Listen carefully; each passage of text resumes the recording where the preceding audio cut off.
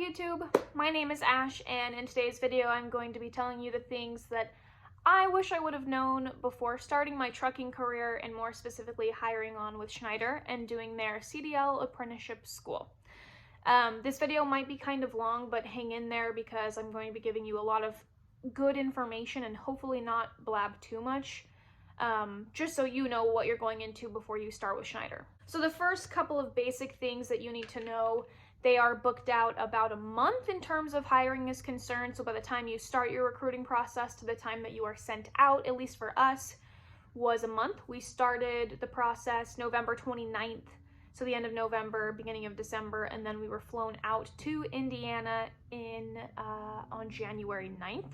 And we got sent to Indiana because we are team driving, Kyle and myself, and to our knowledge, all team drivers are sent to the Indy Operating Center, so be aware of that. When they're telling you about recruiting, if you're hiring on as a team, they may not tell you initially you're going to Indy, but that's where you're going to go. If you're a solo driver, you may also go to Indiana, but they also have operating centers for training, specifically, I believe, at Green Bay, Wisconsin, North Carolina, in Charlotte, and there's one in Texas as well. You will have to do a hair follicle and a urine test, so if you're not going to pass, don't waste your time, and definitely don't refuse a drug test. So know what account you're hiring on for. So we specifically hired on to be OTR drivers, or over the road. They also have regional routes where you'll be gone maybe 5 days and then back home for the weekend. And then they also have dedicated routes, which could put you home every day potentially, or every weekend as well. So one student who we hired on with and who we've been training with did not know what account he was on, or he didn't know what he was driving until he got there, and we were asking him and he was like, I don't know. We were like, you might want to call your recruiter and find out how you're going to be driving with Schneider. So there's different options when you call recruiting and talk to them. Make sure you kind of know how often you want to be home, your situation at home, and if you can leave for 2 weeks and come back, or if you need to be home every night, and see if they have a position open for you. I'm also going to be leaving my driver number in the description. I do get a kickback if you use it, so if you found my information that I've been giving you in my videos helpful, feel free to enter my driver number and I would really appreciate it. The mental capacity and the mental work that it takes, especially while learning and training, is very substantial. I did not realize how draining it would be. Along those lines, I did not realize how long the shifts would be. If you're team driving, you're going to be doing 12 hours on, 12 hours off, and your teammate will do 12 hours on and 12 hours off. But if you're a solo driver, you're going to be having a 14-hour work day and a 10-hour break, essentially, for your 24 hours in a day. And then your weeks are 70 hours long. That is a lot of working, even when you're not driving, working on the tractor, the truck, pre-trip, post-trip, fuel stops, all of that. It's very exhausting work, especially if you're coming from not working at all, or part-time, or even full-time. If you're working 40 hours and you're jumping up to 70, you're almost doubling your work week. So I did not know that that was a part of trucking in general. Either I didn't do my research or no one told me. It really is on me, but be aware the hours are long, especially when you go out with your training engineer for week 3 and 4 of your training process. Just be aware it's hard. The days are long. The weather right now is cold, so there's a lot of factors that can create a bad storm. So just be mentally prepared for exhaustion mentally rather than physically. That being said, there is also a physical aspect to this.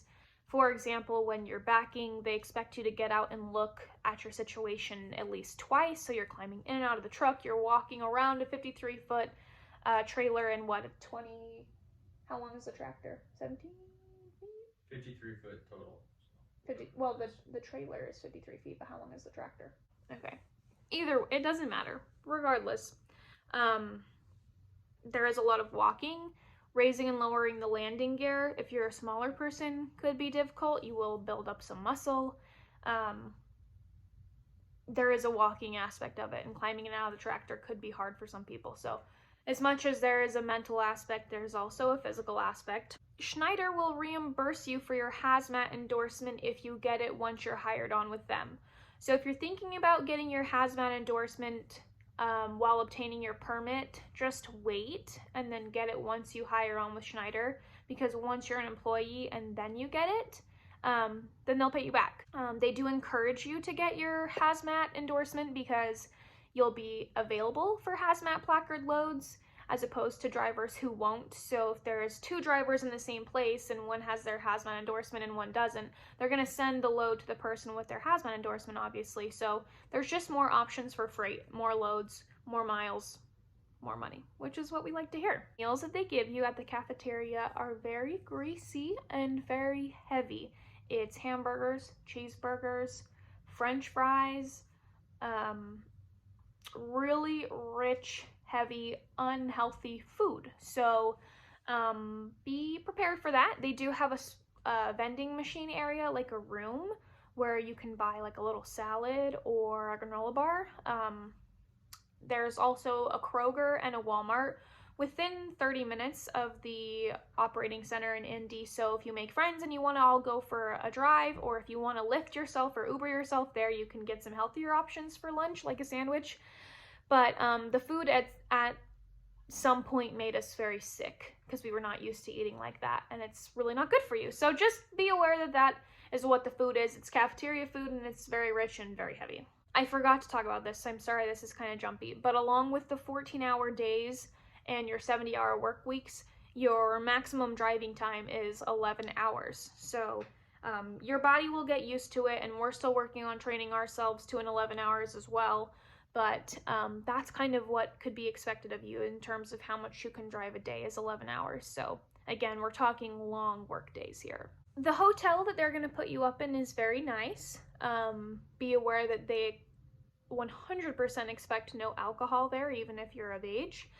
And the hotel will tattletale on you. You will be sent home for that if they find alcohol in your hotel room. The housemaids and the employees at the hotel will call Schneider. They are very close because of how many students they put up in the hotel, so that's something that you need to know. Laundry at the hotel is about $6 a load for a wash and a dry.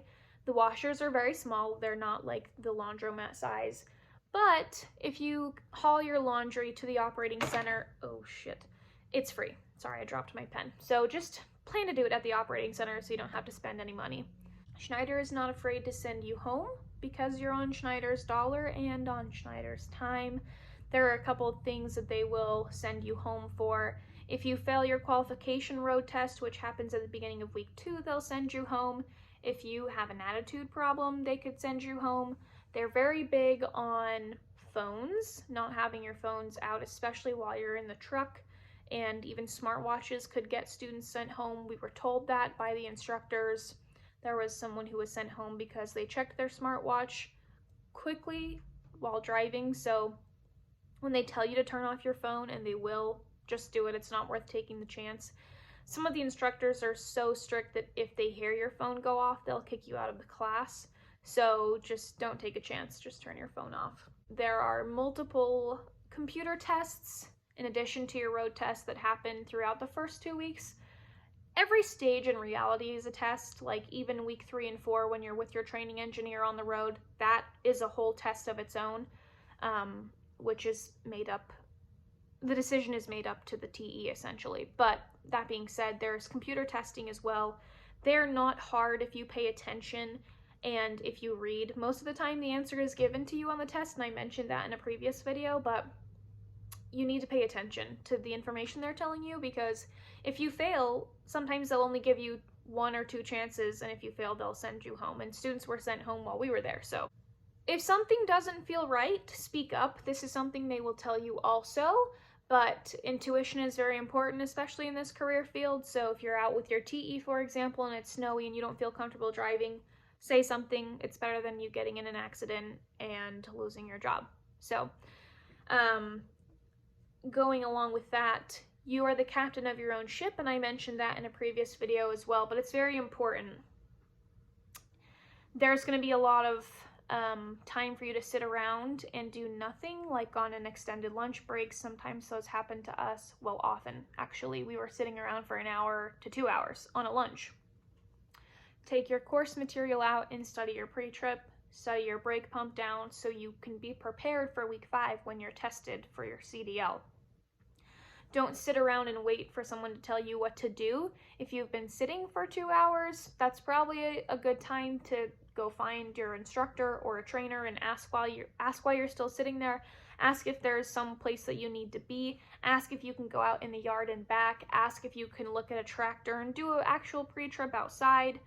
Don't sit around and wait for the world to come to you, because it's not going to meet you halfway, especially in this industry. Also, take every opportunity that you can to drive within the first 2 weeks and whenever you can. When you're out in the yard and they're doing backing practice, they're just going to pull the tractor up and say, okay, who's next? Take that opportunity, even if you're scared, to jump in the tractor and back, because you only get so much time and so much practice, and then they send you out with the TE for week 3 and 4, and then you come back on week 5 and you test. So you need to be prepared for that.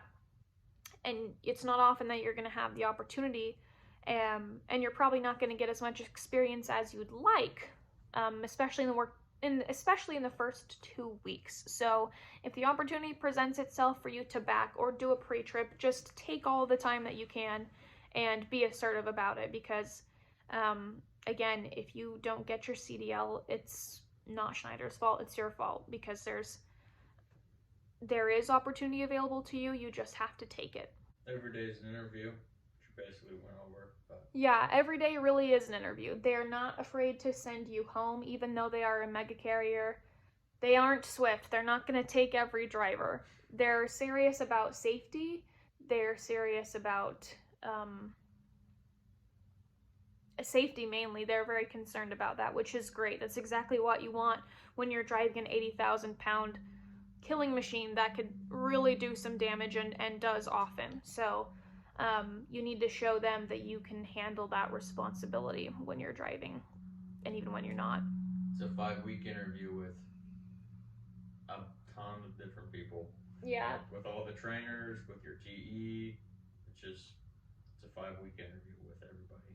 Yep, instructors, operating centers. You never know who could have substantial influence at the operating center. So if it's a Schneider employee, treat them with the utmost regard. You don't have to make friends with everybody there, but be respectful of anyone who has influence over your new career path. All of that being said, they really do set you up for success.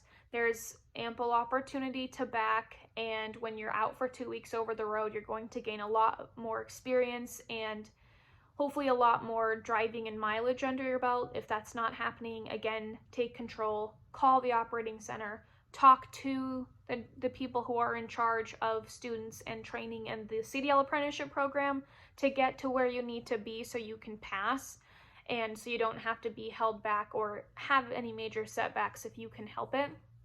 But overall, Schneider does everything they can to help you pass.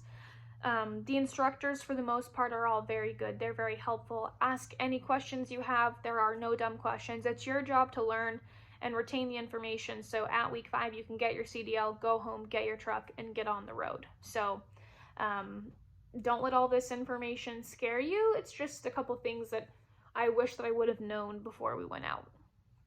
Again, I'm going to leave my driver number down below. If my videos have helped you at all, I would really appreciate if you put me in as a referral. I do get a kickback, but it would mean a lot to me. If you have any questions, leave a comment down below. I'll get back to you as soon as I see it. I check my YouTube every day, multiple times per day, because I'm really excited about this new channel. If the video helped you, leave a thumbs up. It'll help boost our channel, I think. And stick around and subscribe. And we'll see you in the next video. Bye!